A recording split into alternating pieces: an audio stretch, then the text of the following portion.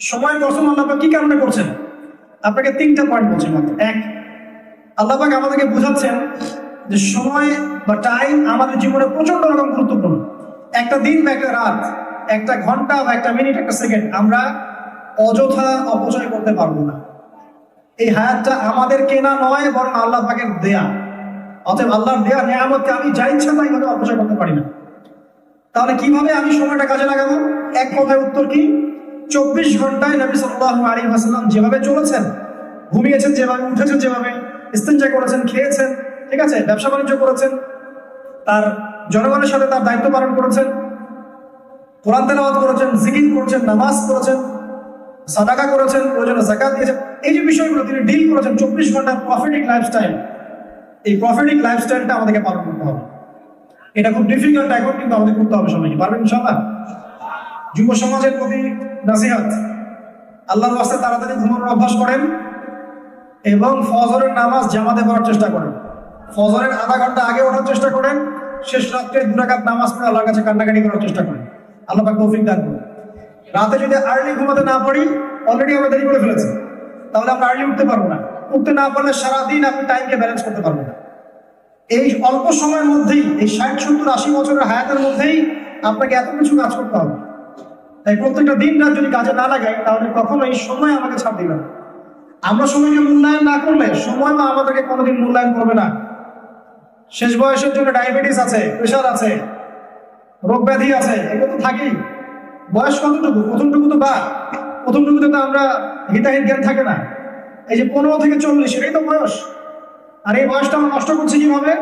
মাদক, গার্লফ্রেন্ড, হয়তো কাড্ডাবাজি করছি, অনলাইনে সময় নষ্ট করছেন, ঠিক আছে, জুয়া খেলছেন, হয়তো পরিবারকে নিয়ে আড্ডাবাজি করছেন, মজ মাস্তি করছেন। কিভাবে সময় নষ্ট করছেন? আমাদের জীবনের একটা বড় অংশের সময় খেয়ে ফেলে এখন টেলিভিশন, একটা বড় অংশের সময় খেয়ে ফেলে এখন আমাদের যে ফোনের স্ক্রিনগুলো স্ক্রল করতে করতে করতে করতে আমাদের দিনের একটা বড় অংশ সময় চলে যায়। সারা জীবন তো অনেক সময় নষ্ট করলাম, এখনো কি বোধ হয়নি যে সময় নষ্ট, এই অপসংস্কৃতি বাদ দিয়ে আল্লাহর জন্য সময়টা ব্যয় করি? আল্লাহ পাক তৌফিক দান করুন, আমিন। সময়কে মূল্যায়ন করে, প্রিয় ভাই। এক কথায় নবী সাল্লাল্লাহু আলাইহি ওয়াসাল্লামের লাইফস্টাইল ফলো করতে হবে, তাহলেই হয়ে যাবে ইনশাআল্লাহ। শুধু ইবাদতের ক্ষেত্রে নয়, ব্যবসা করতে গেলেও তার লাইফস্টাইল, তার সুন্নাহ। চাকরি করতে গেলেও তার সুন্নাহ। যদি আল্লাহ পাক আমাকে আরো বড় কোনো দায়িত্ব দেন, সেক্ষেত্রেও তার সুন্নাহ। তার সুন্নাহর বাইরে কিছু নাই। আল্লাহ রাব্বুল আলামিন আমাদের সবাইকে নবী সাল্লাল্লাহু আলাইহি ওয়াসাল্লামের উসওয়াতুল হাসানাহ মেনে চলার তৌফিক দান করুন, আমিন। আসুন, ওয়াল আসরি বলে আল্লাহ আমাকে আরেকটা মেসেজ দিয়েছেন যে আপনি যে সময়ের মধ্যে আছেন, এই সময়টাকে চিনতে শিখুন। আর আমি আপনাকে একটু চিনতে শেখাচ্ছি আপনি কোন সময়ের মধ্যে আছেন। আপনি এমন একটা সময় আছেন যেই সময়ের মধ্যে ধর্মের মধ্যে বিভক্তি দেখবেন, ধার্মিকদের মধ্যে বিভক্তি, মুসলিমদের মধ্যে বিভক্তি, ক্রন্দন, হিংসা, বিদ্বেষ, মনোমালিন্য, সমালোচনা, সংস্কৃতি চলছে। আপনি এমন একটা সময় বসবাস করছেন যে সময়ের মধ্যে আপনি দেখবেন অনেক সময় কিছু কিছু দাড়ি টুপিওয়ালা মানুষ দুনিয়া পূজারি আছে না? দুনিয়া আগে দিন পরে। আমরা এমন একটা সময় বাস করছি, দুনিয়াকে আমরা সবার আগে অগ্রাধিকার দেই, দিন পরে। আমরা এমন একটা সময় বসবাস করছি যখন অর্থনৈতিক জীবনে ম্যাক্সিমাম আমরা সুদ, ম্যাক্সিমাম। যতই যারা ঠিক বলছেন দেখবেন তারাও অনেকে সুদ খাচ্ছে। হ্যাঁ, বাস্তবতায় এমন, আপনি তো অ্যাভয়েড করতে পারছেন না। ইকোনমিক্স নিয়ে আমরা পড়াশোনা করেছি, আমি আমার হ্যাটসের কথা বলছি না। ইকোনমিক্স নিয়ে আমরা যতটুকু পড়াশোনা করেছি, তারপর দেখেছি ওই পড়াশোনা কিছুই না। যখন ইসলামিক ইকোনমিক্স পড়াশোনা করেছি, তখন বুঝলাম যে ইকোনমিক্স নিয়ে কি ধোঁকাবাজি চলছে। এখন আমাদের দেশের যে বড় বড় মিডিয়াগুলো আছে, এরাও রিপোর্ট করছে, দেখবেন এরাও রিপোর্ট করছে যে পুরো বিশ্বটাকে সুদি জালে ফেরার একটা চক্রান্ত তৈরি করেছে পশ্চিমারা। পুরো বিশ্বটাকে একটা সুদের জালে ফেলে দেবে। মানে আপনাকে তো এমনি এমনি লোন দিবে না, এমনি এমনি ঋণ দিবে না, 12% বলে না 20%, এমনি এমনি ঋণ দিবে না। অনেক শর্ত থাকবে এবং এই ঋণটা আমাকে শোধ করতে হবে। এরা সুদের মধ্য দিয়ে পুরো বিশ্বটাকে রক্ত চোষা, বলে না, রক্ত চুষে ফেলা, এইভাবে গরিবের রক্ত চুষে ফেলছে। এবং যখন উপর থেকে সুদী বিষয়টা নিয়ন্ত্রিত থাকে বিশ্ব থেকেই, তখন আপনি রাষ্ট্রীয়ভাবে এটাকে সুদমুক্ত করতে পারবেন না, এটা সম্ভব না, যতই বড় স্লোগান দিয়ে গেল। আর তার আন্ডারে যদি কোনো ব্যাংক লঞ্চ করেন, সেই ব্যাংকও কখনো 100% সুদমুক্ত হবে না। সিম্পল। তো তখন সলিউশনটা কি? সলিউশন খুব কম। আসলে সুদী পৃথিবীতে সলিউশন খুব কম। নবীজি এই যুগের কথাই বলেছেন যে এমন একটা যুগ আসবে যে যুগের ম্যাক্সিমাম মানুষ সুদ খাবে, যে সুদ থেকে বেঁচে থাকতে চাইবে তার গায়েও সুদের ছিটাফোঁটা গিয়ে লাগবে। নবীজি আরো বলেছিলেন যে এটা মায়ের সাথে জেনার মতো অপরাধ। এই কথাগুলো আমাদের মনের মধ্যে আর কোনো প্রভাব ফেলে না। কিভাবে বের হবেন? কৃষিভিত্তিক অর্থনীতি ছাড়া কোনো সলিউশন নাই এখন, জাকাত ভিত্তিক অর্থনীতি ছাড়া কোনো সলিউশন নাই, এবং যে কোনো ভাবে হোক এই চক্র থেকে বের হতে হবে। কিন্তু বের হতে গেলেও সমস্যা। ইন্দোনেশিয়া বের হওয়ার চেষ্টা করেছিল, ওকে ইকোনমিক স্যাংশন দিয়ে দিয়েছে, টাকার মান কমে গেছে। তুরস্ক কয়েকদিন আগে খুব চেষ্টা করছিল, ওকে স্যাংশন দিয়ে দিল, ও টাকার মান পড়ে গেল। মানে নিয়ন্ত্রণ যাদের হাতে, যে বললাম যারা আগামীতে বিশ্বকে রুল করবে, এরা ভালো প্রকৃতির মানুষ না। এরা কেমন মানুষ জানে? এরা এই যুগের ফেরাউন, এই যুগের নমরুদ। কিন্তু পরিণতি বলে দেয়, শোনেন, এটা চলবে একটা সময় পর্যন্ত। এটা তো পরীক্ষা, এবং আল্লাহ পাক আমাদের উপর এই পরীক্ষা কেন দিয়েছেন? আমাদের পাপের কারণেই দিয়েছেন। যেমন আমরা নামাজ, রোজা, হজ জাকাতের পরোয়া করি না, দিনের পরোয়া করি না, দিনী ইলমের পরোয়া করি না, কোরআন সুন্নাহর পরোয়া করি না, এটা আমাদের উপর চাপিয়ে দেওয়া হয়েছে আল্লাহর পক্ষ থেকে আযাব। কিন্তু কি হবে সামনে? আপনাকে বলে দেই, লোহিত সাগরে ফেরাউন এবং তার দলবলকে আল্লাহ যেভাবে ডুবিয়ে মেরেছেন না একদিনের মধ্যে, এক মুহূর্তের মধ্যে, ঠিক আল্লাহ পাক সেভাবে সমস্ত জালেমদেরকে এক জায়গায় একত্রিত করছেন। চোখ থাকলে বুঝে নেন, একটা জায়গায় আল্লাহ পাক সব জালেমদেরকে একত্রিত করছেন। একটা সময় আসবে, একদিন আসবে, আল্লাহ রাব্বুল আলামিন ওই সভ্যতাকে ধসিয়ে দিবে ইনশাআল্লাহ। 3টা বড় বড় ভূমিকম্প অপেক্ষা করছে পৃথিবীতে। নবীজি বলছেন 10টা আলামত আসার আগ পর্যন্ত কিয়ামত হবেই না। সাহাবীরা বসে আলাপ করছেন মসজিদে কিয়ামত নিয়ে। নবীজি বলছেন, কি নিয়ে কথা বলছো তোমরা? সাল্লাল্লাহু আলাইহি ওয়াসাল্লাম। সাহাবীরা বলছেন যে কিয়ামত নিয়ে কথা বলছি রাসূলুল্লাহ। নবীজি 10টা আলামত আসার আগ পর্যন্ত কিয়ামত হবে না। 10টা বলবো? 1 নাম্বার দাজ্জালের আগমন, 2 নাম্বার ইয়াজুজ আর মাজুজ এসেছে, আসে না। 3 নাম্বার দাব্বাতুল আরদ, জমিন থেকে একটা প্রাণী বের হবে এবং সে মানুষের সাথে কথা বলবে। রূপকথা মনে হচ্ছে? রূপকথা মনে হচ্ছে? হবে সামনে। যদি বের হয় তখন সায়েন্স একটা ব্যাখ্যা দিয়ে দেয়, যে হ্যাঁ এমনও প্রাণী ছিল, গবেষণা করে এইটা ওইটা সূত্র মিলায়, হ্যাঁ পশুর পক্ষেও পসিবল মানুষের ভাষায় কথা বলা। তখন দেখবেন ওয়ার্ল্ডের সবাই বিশ্বাস করছে। এটা হচ্ছে আমাদের চিন্তাগত শিরক। ও কিছু প্রমাণ করলে আমরা বিশ্বাস করি, সায়েন্সে কিছু প্রমাণ না করতে পারলে আমরা বিশ্বাস করতে চাই না। এটা আকীদাগত শিরক চলছে এখন, নতুন শিরক, নব্য ভার্সন। দাব্বাতুল আরদ। তারপর ইয়েমেন থেকে আগুন আসবে, ইয়েমেন থেকে আগুন বের হবে, মানুষকে টেনে নিয়ে আসবে একটা জায়গার দিকে। ঈসা এবং মারিয়ামের আগমন। তারপরে এই 6, 7, 8 এই দিকে নবীজি বলেছেন 3টা বড় বড় ভূমিকম্প, একটা পৃথিবীর পূর্ব দিকে, একটা পৃথিবীর পশ্চিম দিকে, আর একটা পৃথিবীর মাঝখানে। ঠিক আছে? এই 10টা সাইন না আসা পর্যন্ত পৃথিবীতে কিয়ামত হচ্ছে না। তার মানে পশ্চিমে একটা বড় ভূমিকম্প আসছে ইনশাআল্লাহ। কবে, কিভাবে, এটা রাডার দিয়ে মাপতে থাকেন, আশ্রয়কেন্দ্র মারাতে থাকেন, কোনো লাভ হবে না। যত বড়ই বাংকার মারাক না কেন, কোনো লাভ হবে না। আল্লাহ পাক বলেছে এটা ভূমিকম্প হবে না, বরং খাসফুন, মানে জমিনটাকে ধসিয়ে দেওয়া হবে। পৃথিবী কি আগে এই অবস্থা ছিল? অনেক চড়াই উতরাই পেরিয়ে আজকে পৃথিবী সমতল হয়েছে। গুগল করেন, অনেক ভূমিকম্প হয়েছে, হতে হতে হতে হতে পৃথিবী এই জায়গায় এসেছে আজকে। এখনকার সায়েন্স বলছে পৃথিবী ভূমিকম্প যত বেশি হয়, পৃথিবীর যে সময়টা তত সংক্ষিপ্ত হয়ে আসছে। রিপোর্ট দেখেন নাই যে দিন রাতের সময় কমে যাচ্ছে? রিপোর্ট দেখেন নাই? নবীজি এটাও বলেছেন কি আমাদের আগে আগে দিন রাত দ্রুত পাস করবে। একটা বছর চলে যাবে একটা মাসের মতো, একটা মাস চলে যাবে একটা সপ্তাহের মতো, সপ্তাহ যাবে একটা দিনের মতো। এগুলো হবে, এগুলো কিন্তু রূপকথার গাল গল্প নয়। কত বছর পর হবে আমরা জানি না, কিন্তু হবে ইনশাআল্লাহ। যেখানে ছিলাম ভাই আসেন, যে আপনি আমি এমন একটা বিশ্বে বাস করছি, এই সময়টা সম্পর্কে আল্লাহ পাক সচেতন থাকতে বলছেন। এখন ম্যাক্সিমাম ওষুধ খাচ্ছেন, দেখবেন ম্যাক্সিমাম মেয়ে এখন বিপর্দা। খেয়াল করে দেখেন। দাঁড়ান ভাই, মেয়েদের কথা বললে আপনারা খুব ঠিক বলেন, এটা ঠিক না। আসলে এখানে কি মেয়েরা নাই? আছে। মেয়েদের বিষয়ে একটু সফট থাকতে হবে। নারী বিদ্বেষী আচরণ করা ঠিক না, এটা ঠিক না। আসলে আমরা অনেক সময় দেখা যায় যে নারী বিদ্বেষী কথাবার্তা বেশি বলে ফেলি। আসলে এভাবে মেয়েদেরকে হেদায়েতে আনা যাবে না। আমরা দেখেছি এমন অনেক মেয়ে আছেন, অনেক দিনই মনে আছেন, একবার যদি আপনি তার মধ্যে দিনের বুঝ ঢুকাতে পারেন, হ্যাঁ, সে আপনার চেয়ে বেশি প্র্যাকটিসিং হয়ে যাবে। অনেক আছে। এবং অনেক আমাদের ওয়াইফদের কাছে এমন অনেক দিনই বোনরা কল করে, সমাধান জানতে চায়, যে দিন দিন দিন শিখতে চায়, পড়তে চায়, বাবা মা সুযোগ দিচ্ছে না, কোথায় পড়বো, কোন মাদ্রাসায় সুযোগ পাচ্ছি না, এতদিন পর্যন্ত ইউনিভার্সিটিতে পড়েছি, এখন দিনের বুঝ এসেছে, কিছু পড়বো, কি পড়বো, কোন সিলেবাস ফলো করবো, বুঝে আসছে না। আর মহিলাদেরকে তো অনেক নামে বেনামে অনেক দলে ঢুকিয়ে দেওয়া হয় না, এবং এদেরকে গোমরা করে ফেলা হয়। তো এই জন্য মেয়েদের ব্যাপারে আসলে আমাদের সফট হওয়া দরকার, তাদের শিক্ষার ক্ষেত্র তৈরি করা দরকার। আক্রমণাত্মক কথাবার্তা বলে ওদেরকে আঘাত দেওয়ার উদ্দেশ্য নয়, উদ্দেশ্য হচ্ছে হাদিসটা বলে তাদের মনের মধ্যে আল্লাহর ভীতি সঞ্চার করা। আল্লাহর নবী মুহাম্মদ সাল্লাল্লাহু আলাইহি ওয়াসাল্লাম বলেছেন যে কিয়ামতের আগে দুই শ্রেণীর মানুষ আসবে, আমি ওদেরকে দেখি নাই। আমি ওদেরকে দেখি নাই মানে নবীর যুগে তারা ছিল না সাল্লাল্লাহু আলাইহি ওয়াসাল্লাম।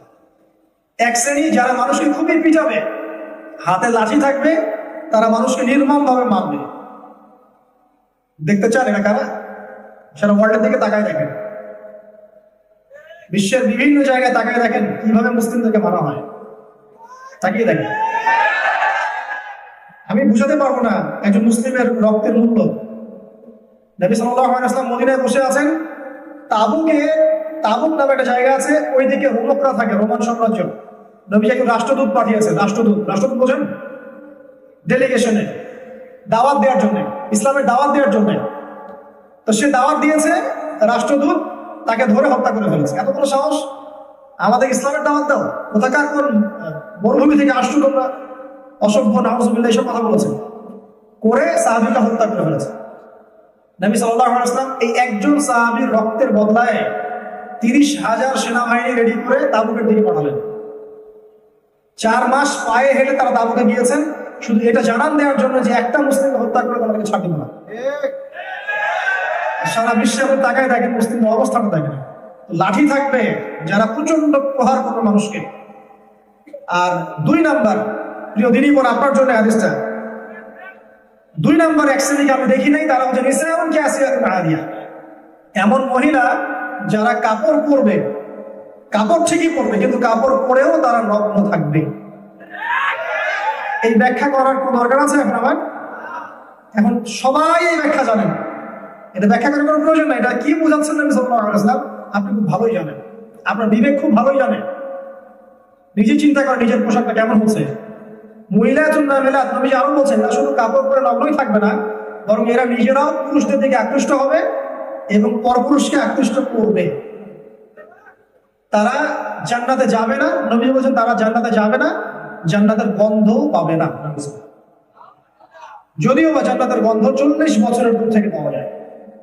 এখন একটু চিন্তা করেন, দিনী বন্ধের বিষয়টা ভাবেন, দেখেন বেশিরভাগই ব্যাপারটা এখন অনেক সময় মাশাআল্লাহ পর্দা বাড়ছে, বোরখা বাড়ছে, কিন্তু বোরখাগুলো আত্মদামার করছে না। বোরখার মধ্যে অনেক ফ্যাশন চলে আসছে, এই বোরখাটাই একটা ফ্যাশন হয়ে যাচ্ছে। অনেকে দেখা যায় বোরখা পরে ক্রাইম করে, বোরখা পরেও ক্রাইম করছে, এতে করে সে ইসলামকে অবমাননা করছে।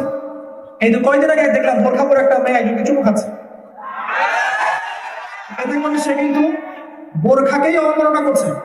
যদি এই কাজ করতে হয় তুমি বেপরদাহি করো না, বোরখা পরার দরকার কি? এতে করে বোরখা প্রতি আমাদের একটা, এই দেখো বোরখাওয়ালি মেয়ে কি করছে, একটা মানুষের সেন্টিমেন্ট তৈরি হবে না? যখন আমরা দাড়ি টুপি দিয়েছি তখন আমরা একটা মানে আদর্শ রিপ্রেজেন্টেটিভ। আর আপনি যদি কোনো খারাপ কাজ করেন, মানুষ ইসলামের দিকে আগ্রহ করবে, যে আপনি দাড়ি রেখে কাজ করতে পারেন, তারপর ইসলাম হয়তো আপনাকে শিক্ষা দেয় না। এখন অনেক দাড়ি টুপি বলা মানুষ দেখবেন দুর্নীতি করছে, 2 নম্বরই করছে, ভাবে কম দিচ্ছে, এতে করে ইসলামের অপমাননা হচ্ছে। আল্লাহ এটা বোঝার তৌফিক দান করুন আমাদের। দাড়ি রেখেছি মানে আমাকে ওইভাবেই চলতে হবে যেভাবে নবী সাল্লাল্লাহু আলাইহি ওয়াসাল্লাম চলেছেন। তো প্রিয় দিনী বোন, এরকম কাপড় পরবেন না যে কাপড় পরলেও আপনি কাপড় পরেও নগ্ন থাকছেন। আর এখন এমন একটা যুগ চলছে যে প্রত্যেক দিন খবরের কাগজ খুললেই দেখবেন 5টা 10টা ধর্ষণ হচ্ছে। এসবের কারণগুলো কিন্তু খুবই খুবই স্পষ্ট কারণ ফ্রি মিক্সিং, ছেলে নারী পুরুষের ফ্রি মিক্সিং, স্কুল থেকে শুরু করে একদম উপর লেভেল পর্যন্ত সবখানে ফ্রি মিক্সিং। এবং আমরা দুজনের সম্মতিতে অ্যাফেয়ারটাকে আর পাপ মনে করি না, করি? এমনকি দুজনের সম্মতিতে যদি জেনাও করে ফেলে আমরা এটাকে পাপ মনে করছি না, যদি জোরপূর্বক করে তখন গিয়ে পাপ মনে করি, তাই না?